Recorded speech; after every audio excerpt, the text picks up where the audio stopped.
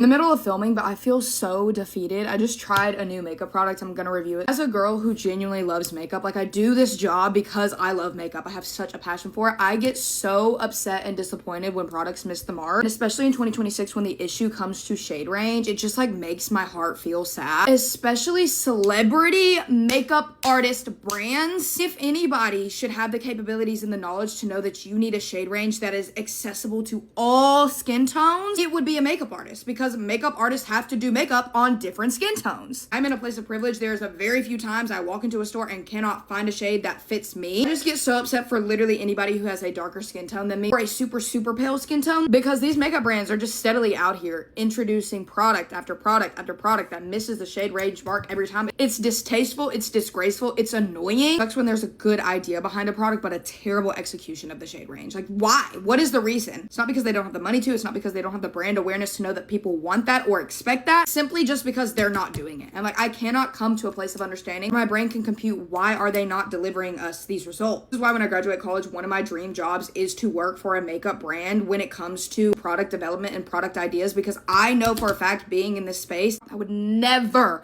let a product hit the shelves, let alone go as far as to coming up with a marketing campaign for a product if I knew that the shade range was not accessible. Like, it's just ridiculous. Pissed off. I'm so pissed off because I just tried a product from one of my favorite brands and they missed the mark, and it's ridiculous. They know not to miss the mark, and their idea of the product is so good. Sitting here curious to how they got this far in the process of the product. Like, they tried the product, they had to have tested the product multiple times, and they still released it like this. You tell me what skin tone these shades are working for other than a very pale skin tone. Tell me, please tell me. This is actually taking a damper on my day because I had such high expectations and high hopes for this product. I was so excited for it. Disappointed because we are at a point in the beauty space where it is inexcusable to not be thinking about shade range. Yes, I am aware of the fact that there are some product types that aren't going to work for every single skin tone. Makeup has so many different types of preferences. Not everybody's going to want to use a very light baby pink blush. I'm totally aware of the fact that that doesn't mean we shouldn't be making those types of blushes. However, when a product comes out like this, I'm curious as to how you're making any money off of a product when very few people are going to be able to buy a shade like this and use it. Take my hands off of this situation, but I'm annoyed and I'm sick of this conversation in the beauty industry. It's tired. You need to be delivering shade ranges. Point blank, period. If you ever start a makeup brand, if you ever start a beauty brand, bring out a product that has color to it. It needs to be inclusive. That is it. Also, just want to say, I'm not going to fully discredit a brand when they miss the mark on a shade range for a singular product. I'm not even the type of person that's going to be like, I hate this brand because they messed up the shade range. A lot of these brands do take feedback. There are definitely some brands who hear us out and go back to the lab. Rhode is a good example of that. Gloria is one of my favorite creators. She put out a review about the Rhode blushes. You know what Rhode and Gloria did? They worked together to create a better shade range, to create a better blush. I can appreciate a brand that is going to go back in the lab and going to put in the work to make it better. But my point is, this shouldn't even be something we have to go back to the lab for. It's common knowledge. Have a social media team or a marketing team, then you have the common knowledge that I also have access to, which is TikTok. Any beauty creator you follow, if they are a good person and if they actually care about the beauty space in general, is going to let you know that shade range matters when it comes to reviewing a product. So why is shade range an issue when we're coming out with products? I'm not understanding. Like, do you want to be successful? Do you want to make money? It just makes me so